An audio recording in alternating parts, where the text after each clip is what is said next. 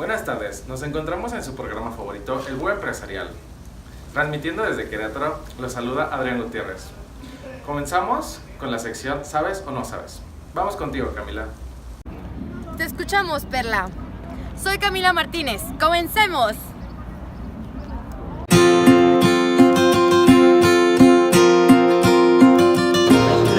Hola, ¿quieres participar en nuestra sección ¿Sabes o no sabes? Sí. ¿Cómo te llamas, qué estudias y en qué semestre vas? Me llamo Andrea, estudio finanzas y estoy en segundo semestre. Soy Ana Sofía, estudio diseño industrial y voy en segundo semestre. Me llamo Julio, estudio ingeniería en sistemas computacionales y voy en segundo semestre. Me llamo Jairo, estudio LAE y estoy en cuarto. Me llamo Oscar, estudio LAE y estoy en cuarto semestre. Me llamo Gustavo Abarca, estoy en cuarto semestre y estudio LAF. ¿Cómo definirías a un inversionista extranjero? Una persona que viene de un país extranjero a querer poner capital en una empresa de este país. Pues ha de ser un extranjero el cual viene a invertir dinero a una empresa local o regional. Alguien que quiere invertir su capital dentro del país para cierto proyecto. Como alguien que tiene recursos fuera de México y que le gustaría invertirlos aquí. Yo digo que es una persona que quiere invertir en otro país que no fuera el suyo. ¿Sabes cuáles son los requisitos para constituir una empresa, específicamente una SA?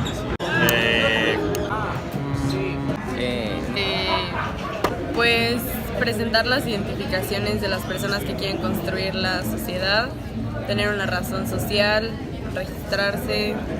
Dar como una cantidad de dinero, como ante, no sé, bueno, alguna sociedad, también dar como de alta tu sociedad, bueno, registrarla y también registrar como tu patente o tu marca. RFC, que te des de alta en distintas instituciones. Capital, socio y denominación social. Duración de la empresa y dirección fiscal. ¿Y ya? La verdad no. ¡Inténtalo, Gus! No hay forma, no sé nada. ¿Sabes la diferencia de temas a tratar en una asamblea ordinaria y en una asamblea extraordinaria? La ordinaria es cuando se tratan temas relevantes al giro de la empresa o cosas que comúnmente se tienen que hablar. Y asamblea extraordinaria es cuando pues, pasa algo fuera de lo común, ¿no? Y se tratan temas muy... Pues la ordinaria han de ser como temas relacionados con la empresa, como lo que hace comúnmente. Y la extraordinaria han de ser como que imprevistos o detalles que no estaban planeados. No sé. No sé eso. La asamblea ordinaria es algo común, algo del giro de la empresa, y la extraordinaria es cuando aumenta el capital o se reduce y cosas así. ¿Conoces el significado de alguna de estas siglas? SA, SAS, SAPI o SDRL. Recuerda que estas representan algunas de las sociedades mercantiles de nuestro país. Bueno, SA es Sociedad Anónima y SAPI es Sociedad Anónima Promotora de Inversión. SA es Sociedad Anónima y la verdad no sé las demás. SA significa Sociedad Anónima, SAPI significa Sociedad Anónima Promotora de Inversiones. SA, Sociedad Anónima, SAS es Sociedad Accionistas Simples y creo que ese es nuevo. SA es Sociedad Anónima, SAS es Sociedad por Acciones Simplificada y ya creo. ¿Sabes qué nombre reciben las reglas o cláusulas que van a regir tu empresa? Estatutos sociales. No sé. Claro, se llaman estatutos sociales. Son los estatutos sociales. No, la neta no sé. La mejor maestra de Derecho Empresarial. ¿Conoces a la doctora Juana. Carmen Ramos. Ella? Me han dicho Que Juana de Carmen Ramos. Por dos. un inversionista extranjero es una persona física o moral que participa o coloca capital en nuestro país con una nacionalidad diferente a la mexicana. Los principales requisitos que debe tener una sociedad anónima son 7. En este caso empezaremos con el primero. Denominación social, que es el nombre. Objeto social, que es el giro de la empresa, en este caso sus actividades principales. 3. Domicilio social, que es estado y ciudad, donde nació tu empresa. 4. Cláusula de exclusión o cláusula calvo, que es para ver si vas a tener inversión extranjera dentro de tu empresa. 5. Capital social, que es lo que van a aportar tus socios al inicio. 6. Órganos. Hay 3 obligatorios, que vendría siendo asamblea de accionistas, CEO o administrador, y el comisario, que se va a encargar de vigilar al administrador. Y 7 y último, la duración, que en este caso son 99 años, pero se puede prorrogar. Una SA es una sociedad anónima. SAS significa Sociedad por Acciones Simplificadas. Una SAPI es una sociedad anónima promotora de inversiones y una SDRL es una sociedad con responsabilidad limitada. Los temas diferentes a tratar en una asamblea extraordinaria o en una asamblea ordinaria son los siguientes. Tenemos que hacer referencia al artículo 182 de la Ley General de Sociedades Mercantiles, donde se habla de las asambleas extraordinarias, donde se dice que algunos ejemplos serían que se deben de tratar prórroga de duración de sociedad, disolución anticipada, aumento o reducción del capital social, cambio de objeto, cambio de nacionalidad, transformación de sociedad, que por ejemplo fuera de una SA a una SAS. Por otra parte, en las asambleas ordinarias se tratan temas del día a día, de la actividad, del giro general de la empresa y pues todas las que no salen en el artículo 182 de la Ley General de Sociedades Mercantiles. Las reglas o cláusulas que van a regir tu empresa son llamadas estatutos sociales. Muchas gracias, Sofía y Camila. Me parece muy interesante saber qué es lo que opinan los jóvenes del TEC sobre este tipo de temas de relevante importancia.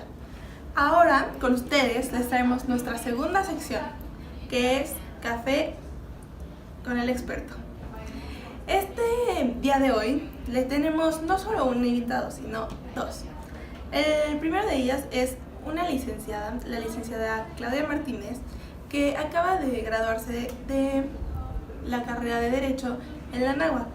También tiene una carrera en Relaciones Públicas y 2 maestrías. Ahora procederemos a hacerle la entrevista junto con nuestro segundo invitado, que es Juan Carlos García Solís, contador público graduado de la Universidad Autónoma de Querétaro y miembro actual del Colegio de Contadores Públicos de Querétaro. Según tu experiencia, ¿nos podrías indicar cuáles son las diferencias entre contribuciones y aprovechamientos? Bueno, existe en la ley, sobre todo en el Código Fiscal de la Federación, lo que serían las contribuciones. Las contribuciones se dividen en 4, que son los impuestos, ¿sí? La primera, las aportaciones de seguridad social y las contribuciones de mejoras y los derechos. En este caso, cuando tú te vas a dedicar a alguna actividad, tendrás que saber qué es lo que tienes que pagar de acuerdo a los supuestos de ley en los que cargas. Las contribuciones de mejoras normalmente son pagos que hace la ciudadanía por beneficios específicos hacia algunas áreas de la sociedad, alguna región de la sociedad. Esos vendrían a ser las contribuciones de mejoras. Los aprovechamientos son las contribuciones que normalmente recibe el Estado por algún tipo de actividad o algún tipo de supuesto en el cual caiga el contribuyente. Recuerda que todas las contribuciones, estas 4 que te digo, precisamente, si mal no recuerdo, están en el artículo 92 del Código Fiscal de la Federación, en el cual nos dice cuáles son unas y cuáles son otras, pero todas tendrán que ver con el beneficio social o el beneficio a las mayorías. Aquí lo importante es que, por ejemplo, los impuestos tendrán que contribuir al gasto público. En este caso tendríamos que hablar del artículo 31, fracción 4, que nos habla de la Constitución Política, que nos habla de cuáles son las obligaciones de los mexicanos. En la fracción 4 te dice que son contribuir al gasto público de manera proporcional y equitativa a su capacidad económica. Y en este momento la autoridad va a tener que desplegar todo lo que tiene que ver el derecho tributario, todas las obligaciones basadas en leyes especiales, y de ahí se van a los reglamentos, a los códigos y demás para que puedan contribuir correctamente. Okay. Conforme a lo que usted sabe, ¿cuáles son las ventajas y desventajas de un fideicomiso testamentario? Un fideicomiso testamentario. La figura del fideicomiso en general es una figura en la cual le otorgas facultades a un tercero sobre bienes propios o sobre actividades propias.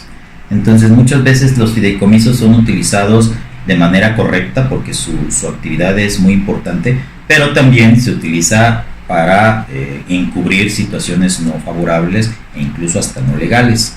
Tú me estás hablando del fideicomiso testamentario. Entonces no tenemos que regresar hacia la cuestión de un testamento. Obviamente un testamento es la voluntad de una persona cuando ya no está en vida en este plano.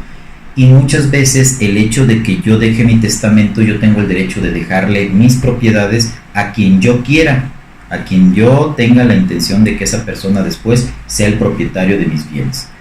Cuando no tengo tiempo o por irresponsabilidad, porque así pasa, no lo dejo y tengo una situación en la cual termina mi vida en este plano, pues el problema es de que tengo que hacer un juicio intestamentario. Mis hijos o las personas que consideren, si no tuve hijos, que consideren que tienen derecho a esos bienes. Si nadie lo promueve, entonces el Estado se queda con los bienes y pues los lleva a cabo para lo que se necesite en bien común.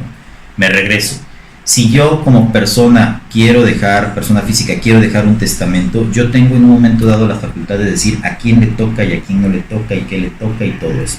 Si no me quiero meter en problemas, yo lo único que podría hacer es decir que al final de mis días, yo todo lo que esté a mi nombre, todo lo que esté de mi propiedad, se divide entre 1, 2, 3 o los hijos que haya yo tenido o las personas que yo quiera beneficiar, y sobre eso se tendrá que hacer. Si yo quiero que después de que yo muera todavía se lleven a cabo ciertas acciones así como yo quiero que se haga, es cuando tú puedes generar un fideicomiso. Un fideicomiso testamentario te protege o protege a la persona, y normalmente me ha tocado hacerlos hacia los hijos. ¿Por qué? Porque los hijos son muy pequeños y no tienen todavía la capacidad pues, de controlar bienes o controlar ingresos. O porque también, y lo digo abiertamente también, me ha tocado gente de mucho dinero que me dice: Juan Carlos, pues mis hijos ya crecieron y como que siento que las personas que están cerca de ellos, mis nueros o mis yernos, no son gente muy que me convenza todavía. Bueno, si me llega a pasar algo, se crea un fideicomiso testamentario en el cual dejan todas las instrucciones de cómo se va a seguir durante X tiempo, porque puedes poner un tiempo o lo puedes poner indefinido, cómo se van a seguir las reglas de cómo se opera ese dinero o esos bienes. No se podrá vender hasta que no se cumpla tal fecha, los ingresos tendrán que depositarse, tendrán que de esos ingresos tanto por ciento utilizarse para una cuestión de educación de mis hijos los más pequeños, y con eso evitas situaciones problemáticas de familia muy importantes, porque pues, al final yo le digo a mis alumnos y a mis clientes, al final no sabemos cómo vamos a reaccionar, ¿sí? Y tal vez me ha tocado ver que gente que tiene un hermano que confía 100% en él, por alguna razón, o decimos así, se vuelve loco y empieza a tomar decisiones que no son. Con un fideicomiso en estos casos, pues tanto los bienes como las empresas, como toda la operación de lo que sea mis cosas, podría yo dejarlas a salvo y poder buscar la manera de que continúen en cierta actividad o con ciertas características. Si no lo hago, en el momento en que mi hijo heredara la empresa, él la puede vender, él puede meter a gente que no me gusta, a lo mejor su esposo o su esposa se involucran en el negocio, al rato se divorcian y entonces ya el negocio pasó a otras manos. Todo eso lo puedes evitar teniendo un fideicomiso. Obviamente en el fideicomiso hay un fideicomitente, un fiduciario y un fideicomisario, ¿sí? El fideicomitente es el que cede, el fiduciario es la institución, normalmente es un banco, lo más normal es que es un banco, pero no toma la administración como tal de la empresa, porque no podría. Pero sí las principales decisiones, sobre todo rendición de cuentas, sí las hace a través de lo que sería el banco o la institución que se encarga del fideicomiso. Y ya los beneficiarios. Normalmente ese es un comité técnico. El comité técnico incluye a los hijos para que estén enterados, para que si son decisiones muy trascendentales, sí se les tome muy en cuenta, pero al final lo primero que yo tengo que hacer es decir, quiero que este fideicomiso tenga la voluntad o el objetivo de lograr que la empresa llegue con estas condiciones al año 2050, y sobre eso el fideicomiso tendrá que estar trabajando, ¿vale? ¿Nos puede decir cuáles son los requisitos para que una empresa sea considerada mexicana? Creo que son los más importantes, que esté regida por las leyes mexicanas, que todo el establecimiento que se haga tenga las bases en las leyes mexicanas y que tenga un domicilio en México. Esos son los dos requisitos principales para que se pueda considerar que una empresa es mexicana. ¿Nos podría decir cuál es la principal diferencia entre denominación social y razón social? Sí, mira, el artículo 27 de la Ley General de Sociedades Mercantiles establece que la razón social es aquella que se puede determinar con los nombres de los socios. Por ejemplo, puede ser García y Asociados, por ejemplo. Y la denominación social es aquel nombre que tú puedes establecer, sin embargo, sí tiene que estar registrado y no tiene que ser igual a otra denominación que ya se haya registrado previamente. Para eso se regula a través de la Secretaría de Economía. Dentro de una SAS, ¿nos podría indicar cuáles son los supuestos más comunes en los que se debe dar aviso trimestralmente o anualmente en la Secretaría de Economía? Bueno, mira, como recordaremos, las sociedades de acciones simplificadas se dieron de alta o se entraron en legalidad, si mal no recuerdo, el 16 de septiembre del 2016. A partir de esa fecha, la figura de sociedad de acciones simplificada entró dentro del ámbito legal de las sociedades. ¿Para qué nace esta sociedad? Honestamente, esta sociedad nace para llevar a cabo una oportunidad de que los nuevos empresarios o las personas que son emprendedoras pudieran llamarse sociedades. En este caso hay una aberración desde mi punto de vista jurídico, que en un estricto sentido sí puede ser que sea cuestionable, aunque sí existen en otros países esta figura, pero cuando hablas de sociedad y que solamente sea una persona, pues está muy complicado que tenga esa situación como muy lógica.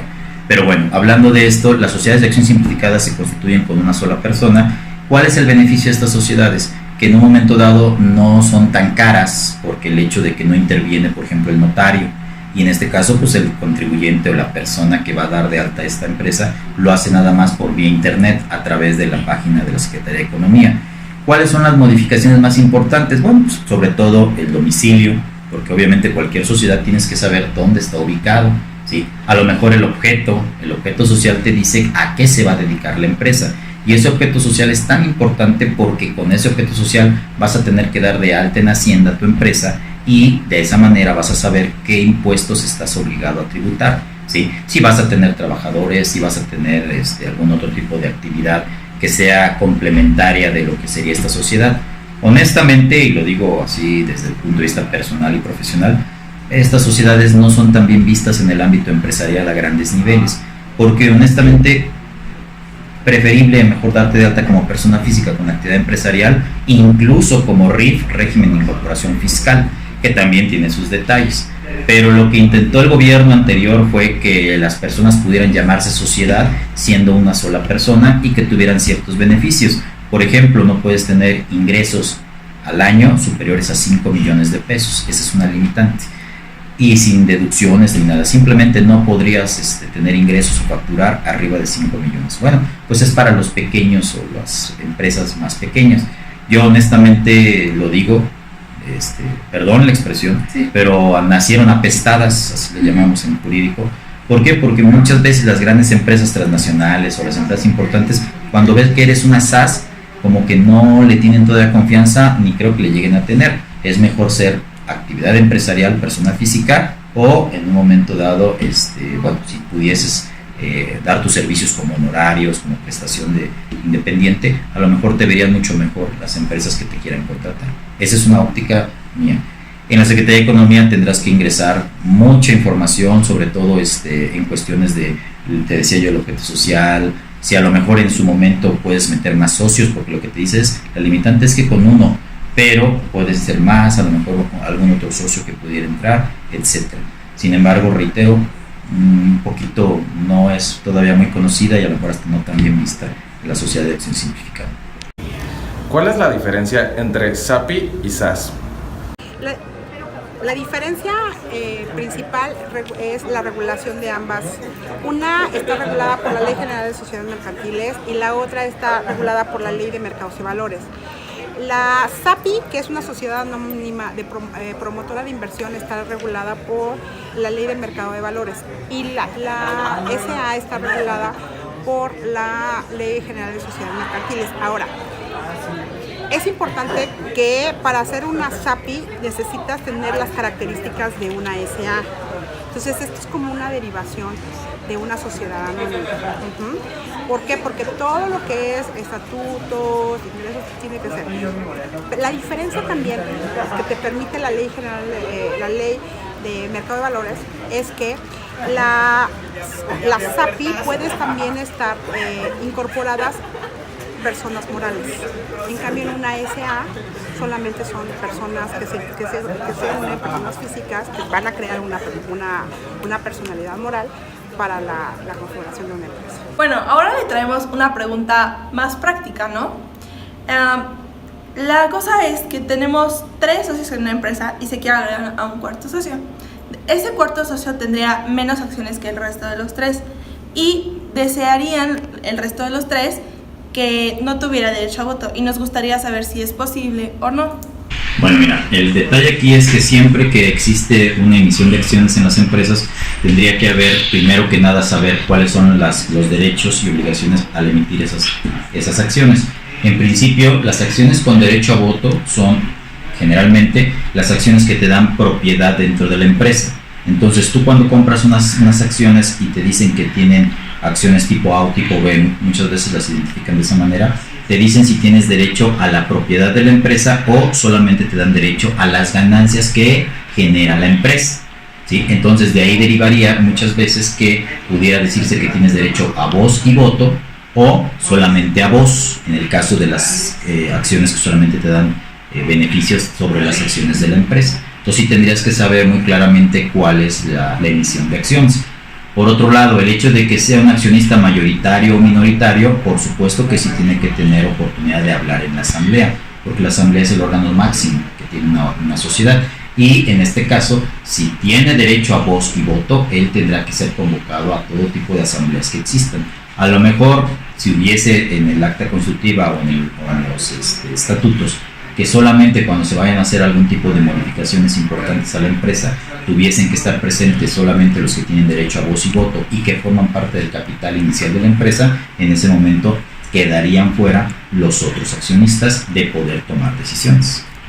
En tu experiencia, ¿qué tanto influye el tipo de conocimiento sobre sociedades mercantiles y ese tipo de conceptos para los empresarios? Sobre todo, ¿qué impacto crees que tiene en la economía y en su preparación como profesionales? ¿Y qué tanto afecta su futuro? Es una pregunta muy amplia, pero te la voy a contestar de una manera por partes. Primero, cuando tú fundas una empresa o cuando vas a poner un negocio, lo primero que tienes que cuidar es la parte contable y la parte legal. Me toca mucha gente que cree que con una buena idea, con un buen proveedor, con un buen cliente, lo que sea, se va a hacer millonario, y muy probablemente pasa eso. Sin embargo, si nunca cuidó esta persona la parte jurídica de la empresa y la parte fiscal, contable de la empresa, haz de cuenta que estás construyendo un edificio de 10 pisos con cimientos de adobe.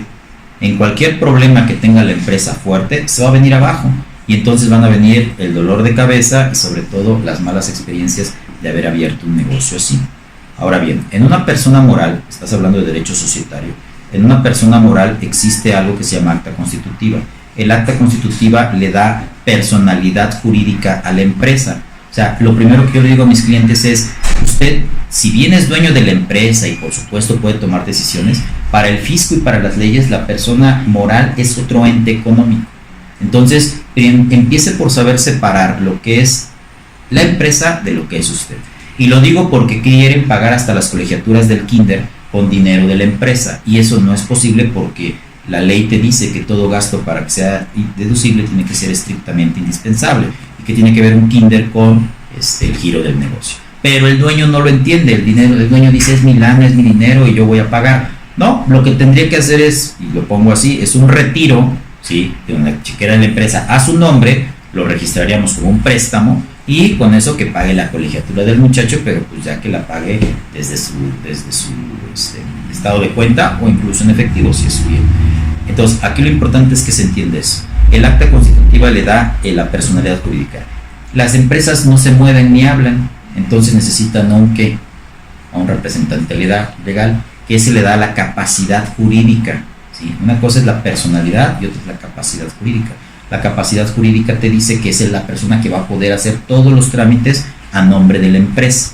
Puede ser el dueño, pueden ser un socio o puede ser una persona externa el que tenga esa capacidad jurídica. En este caso, ser representante legal. Nada más abusados, porque cuando revisamos en auditoría nos damos cuenta que los representantes legales de las empresas que traen por ahí situaciones raras o incluso complicadas, ¿sí?, que las utilizan para cosas malas, Casualmente traen de representante legal a un joven de 18, 19, 20, 21 años, que no sabe ni de qué se trata el giro de la empresa y es un giro incluso hasta ilegal. ¿Qué pasa también ahí? El primero que va a tener que dar la cara pues es el representante legal por esas situaciones. Entonces tengan mucho cuidado con eso. Ahora bien, dentro del acta constitutiva vamos a encontrarnos también a lo que se llaman los estatutos. Los estatutos es la forma de gobernarse al interior de la empresa. Eso digamos que es el gobierno corporativo, la base de las empresas. De ahí baja todo lo que son los reglamentos, todo lo que son los manuales, porque siempre que llega una empresa y pide los manuales, nunca los tienen.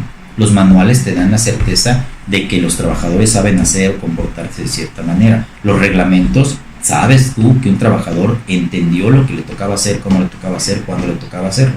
Y en el momento que hay una demanda laboral, con eso me puedo basar para poderlo correr justificada o injustificadamente.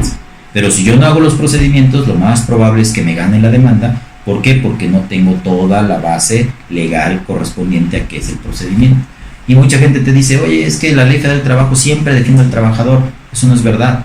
Honestamente, la Ley Federal del Trabajo está muy bien planeada. Lo que pasa es que te dice varios procedimientos que el patrón los omite y cuando se trata de probar, no existe la prueba. O sea, no existe el fundamento legal donde yo diga, él sabía que no podía venir a tales horas de la noche y vino y yo digo que tomó cosas.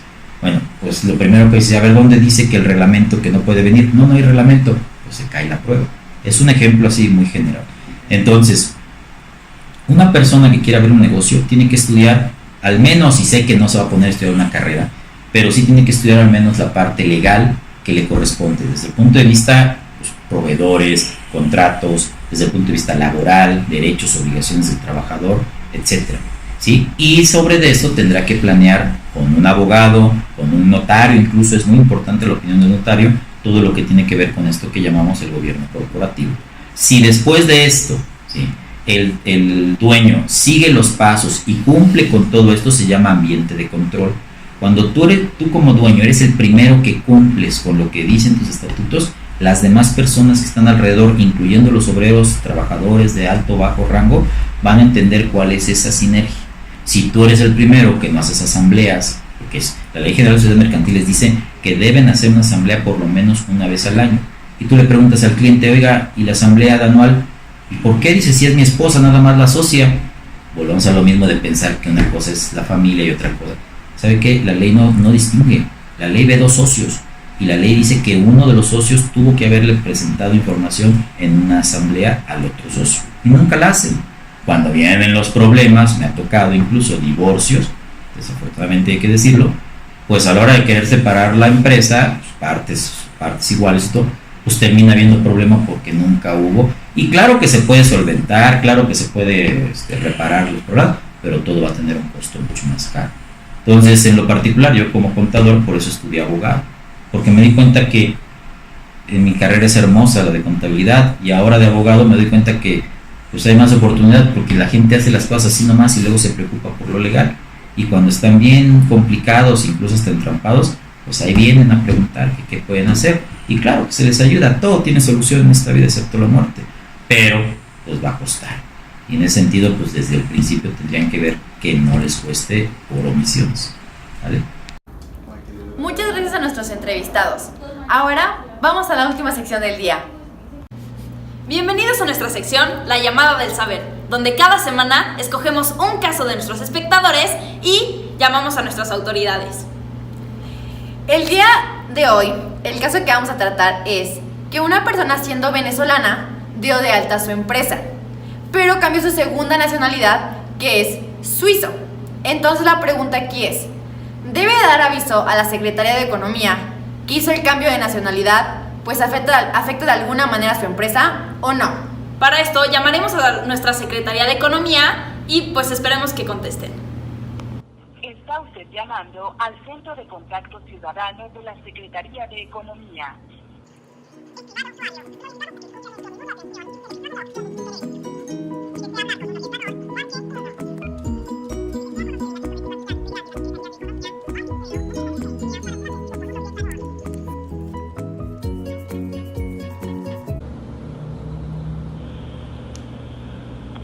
Bienvenido al Centro de Contacto Ciudadano de la Secretaría de Economía, la tienda Berenice, ¿con quién tengo el gusto? Hola Berenice, con Camila. Buenas tardes. Buenas tardes, ¿me podría proporcionar su código postal, por favor? 36631. Gracias, ¿en qué le puedo apoyar? Mira, tengo una duda.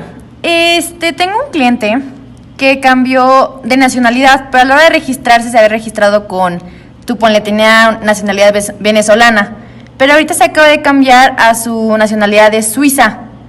Entonces, la duda que tengo es si debo de dar aviso con ustedes de ese cambio o si debo de seguir algún procedimiento por su empresa, más que nada.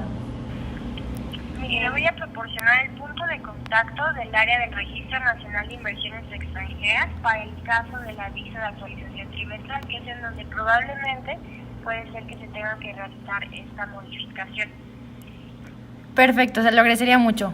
El número sería el 0155 5229 6100. ¿Sí? La extensión 33410. Ok. Entonces, ellos son los que me pueden dar la información que le estoy pidiendo. Exactamente, así es, porque, bueno, en el aviso de actualización trimestral sí se menciona que cada modificación que se tenga dentro del acta constitutiva, bueno, se tiene que dar este aviso. Sin embargo, no especifica en el caso de las nacionalidades. Por eso es que, de preferencia, comunicarse directamente al área para que le den mayor información. Puede ser que no requiera hacer ningún tipo de actualización, pero ya habría que revisarlo directamente con el área. Ok, muchísimas gracias. Para servirle, buena tarde. Buena tarde.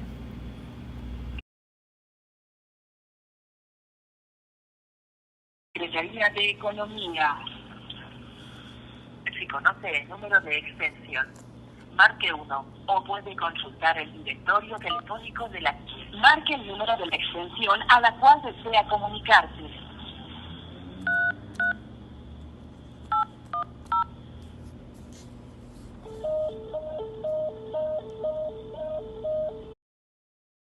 ¿Qué tal, Sofía? ¿Cómo viste la llamada? Pues mira, llamamos a Secretaría de Economía y la persona que nos respondió no supo darnos la respuesta específica, pues nos indicó que en la ley no está explícito. Sin embargo, nos dio un nuevo número y una extensión a la que llamar, pero al llamar nadie nos contestó. Pues lástima. Espero que les haya servido aunque sea un poco. Nos vemos la siguiente semana. Buenas tardes. Estamos llegando al final de nuestro programa El Buen Empresarial. No sin antes recapitular todo lo que hemos vivido durante esta transmisión, ya que siempre es muy importante entender lo que cada uno se quedó y así transmitirlo al público. Y al realizar las entrevistas nos dimos cuenta de cosas como después de entrevistar a los alumnos, nos dimos cuenta que en realidad no muchos saben las respuestas a temas muy sencillos de derecho. También pudimos notar que hay una gran diferencia entre lo que saben los licenciados, los arquitectos y los ingenieros, ya que solo los licenciados son los que llevan la materia de derecho empresarial. Esto los pone en un predicamento en el momento de formar o constituir sus empresas en un futuro, porque supongamos que un ingeniero se gradúa y necesita constituir su propia empresa y no sabe dónde buscar, a quién acudir o en qué respaldarse para crearla. Por esta razón, nosotros creemos que es muy importante que nuestros alumnos del TEC de Monterrey lleven preparación básica en Derecho. Y al realizarle estas entrevistas a los profesionales, nos ayudó muchísimo a resolver dudas que fuimos generando durante el semestre. Lo que nos pudieron recalcar es que es de vital importancia saber estas bases y que muchos temas como de derecho fiscal o mercantil, aunque se vean como muy lejanos o como cosas que no vamos a ocupar en un futuro, son básicos para el funcionamiento de una empresa, ¿no? Claro, porque aunque existan profesionales y expertos en ese tema, siempre hay que estar preparados para que nunca nos vayan a hacer una farsa o que nos tomen el pelo o algo así. Claro, una mala jugada a nadie le vendría bien.